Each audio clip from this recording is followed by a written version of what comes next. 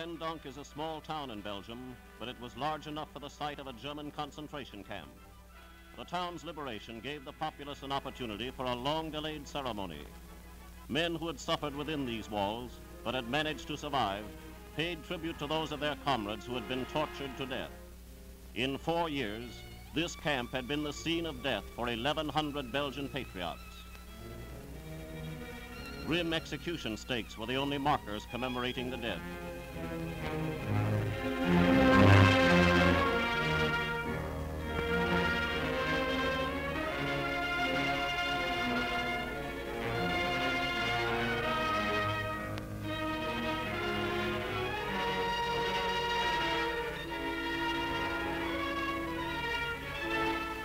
The Nazis revived an old trick to slow the British advance through Holland.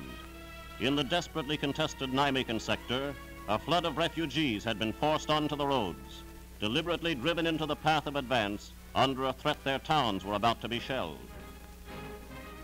Heavy and light artillery prepared the way for the advancing armies.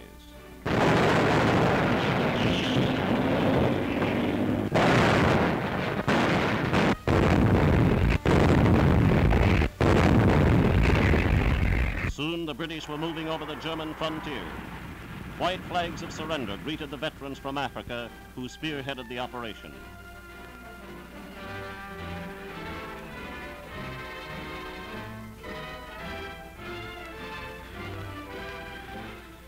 The men of Arnhem valiantly kept the enemy occupied, while other British and Canadian forces consolidated for a second thrust into the right. Here are a few of the Arnhem men who returned from their grim but heroic operation.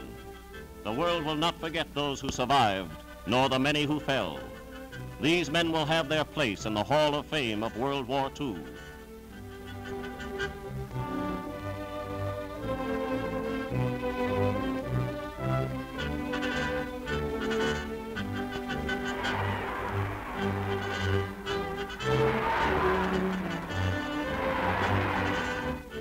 Among those who came back was General Urquhart, who commanded the 1st Airborne Division.